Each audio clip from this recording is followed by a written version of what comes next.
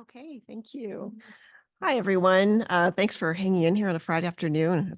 That's great to see so many people here. My name is Jacquie Ripat. I'm a professor in the Department of Occupational Therapy, also at the University of Manitoba with Ed in Winnipeg, Canada. So I'm also presenting on behalf of my postdoc, Minoo Dabiri, who was not able to be here. So again, she's got lots on the go and lots to share. The topic of our presentation is called Power Up, School Perspectives on Children Moving from a Manual to Power Wheelchair. Here's our team. There's Minoo and myself, and then we also have clinicians who were involved in this study, and it was really a clinician-driven project. So Dena Stitz identified an issue that she wanted to explore with us, and this is how we came about.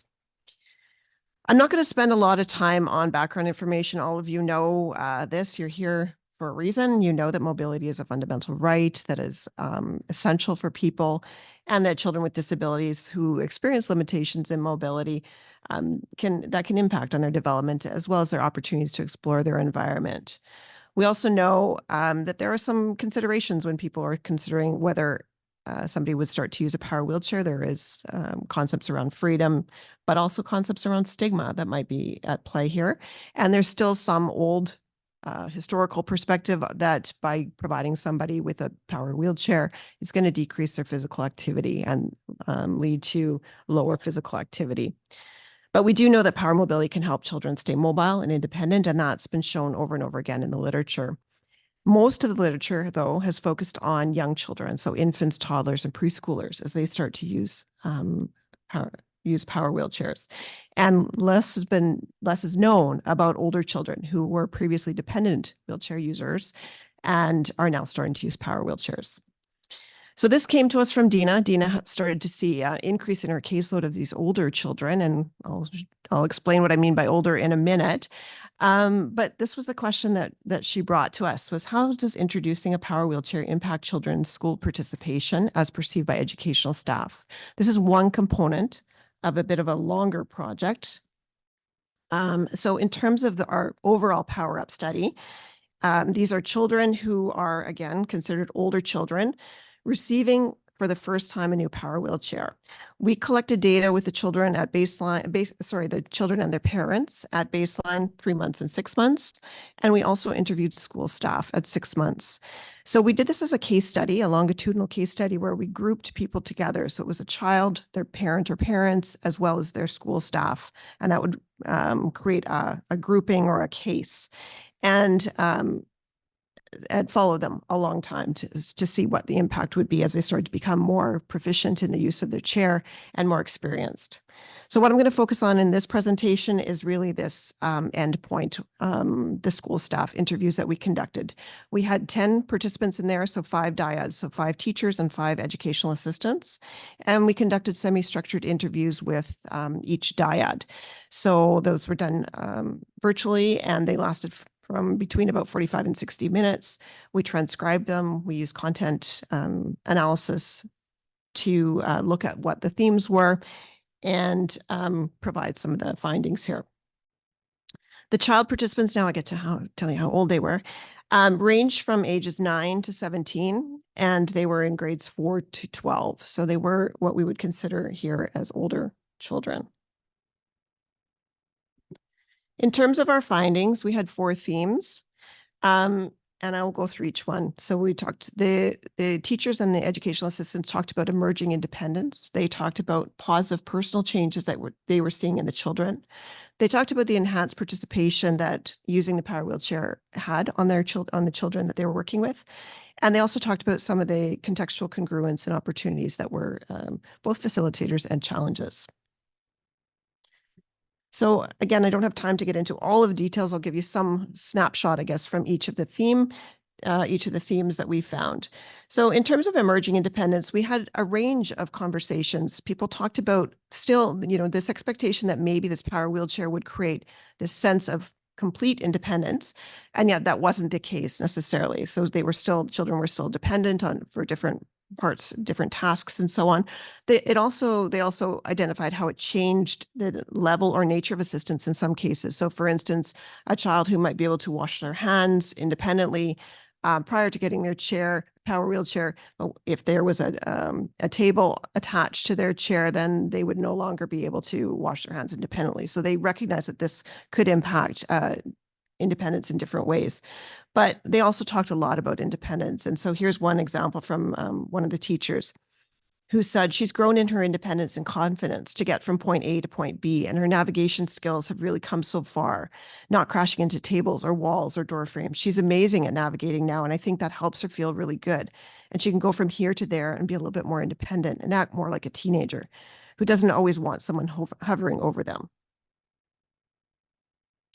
They noted positive personal changes, and this really was this interaction between the developing mastery and competence with using a power wheelchair, and how that interfaced with the child's mood and confidence or self-efficacy. So this kind of interaction that happened between these two aspects. This one educational assistant said, I can see a major change in her self-confidence moving out and about, and she seems so much happier now that she can decide when and where and how to get from one area to another. She doesn't have to wait for someone to push her, but can take the initiative herself. She feels very proud of herself that she can move around on her own. She often looks back at me after an accomplishment and has the biggest smile on her face when I respond with 2 thumbs up, and she lets out a loud giggle.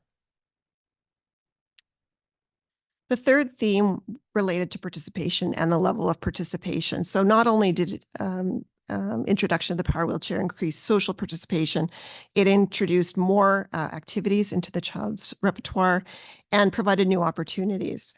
So again, one of the educational assistants said she's involved more. She tries to go to her favorite students, peers, and the staff. She's a very chatty girl, and she likes to talk. She's very social. And now she decides by herself, okay, I want to go see that person. I want to talk to them. And finally, the last theme related to creating contextual congruence and opportunities. And this related to chair features, social expectations, and role of the environment. So some of the chair features were things that could create opportunity for instance, being able to use the chair tray for a desk, but also created this challenge if now it's in a different position and perhaps the tables or the configuration of the classroom wasn't set up properly. It also created social expectations. So one example was where one of the children was described as quite a shy child, and now they had this independent mobility. There was this expectation that they would go and interact more with their peers, and yet that wasn't necessarily what the child wanted to do. So even though they could, they may not want to. And then the role of the environment as well. So this educational assistant said the classrooms are kind of small, so a lot of times we might be in tight, and for him to back up to get to we got to get other students to move. For the most part now, he's very much liking to move around on his own with the wheelchair. So that's really good, but there's still moments where we're confined by the space. So overall, what we found was the power wheelchair enhanced participation by creating new school-based opportunities. Teachers reported improved mood, improved confidence, along with the mobility skills, and found that it can support the development of age-appropriate behaviors, further increasing participation. Of course, we know the environment can create support or limit power wheelchair use, and the schools that had accessible spaces and supportive teachers and staff fostered participation, while the opposite could hinder participation. In terms of other related research, there's very little out there in this that we were able to find. But there was a study by Rosenberg et al. In 2021 where they had groups of new power wheelchair users with cerebral palsy in a power mobility summer camp. And very similar to our findings, they identified mastering new skills, positive changes in behavior, increased social behavior, and self-efficacy and empowerment as results of that study. In terms of future research, one of the things that we identified while we were doing this small study is that several of the children were newcomer Canadians. And we didn't recruit newcomer Canadians, but what we did identify was that the experiences of these children when they had moved to Canada might have been different from their home country. And so this may be the case where these children weren't exposed or weren't offered power mobility as youngsters, as really young children. So we know in Canada, we have our census data tells us that we have 190 countries of citizenship. We have a lot of immigration in our country. So there's older children with mobility-related disabilities who are coming to our country.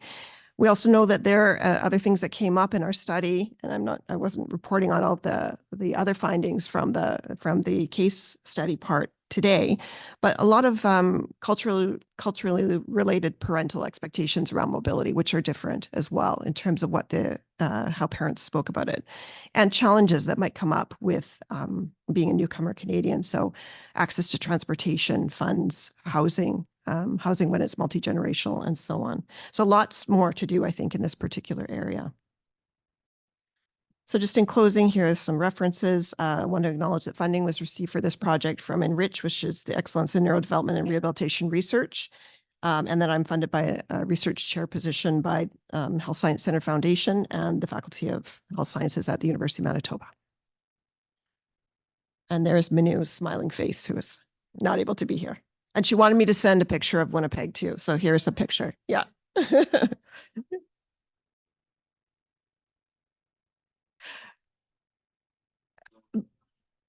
No, it's not registered on Prospera. No. We will publish it though soon. Okay, so that's all I have. I don't know if there's time for questions. All right. Yeah, we have a couple minutes for any questions for either of the presenters. It's Sure. Where are the publication process? So in terms of this study, what we're going to do is we're going to publish on the teacher and educationalist at school part first, and then we're going to so we're pretty close to having something ready to submit for that, and then we're just in the analysis of the actual case studies right now. We use the PADS and the whom for that part, so we have some good data from that as well.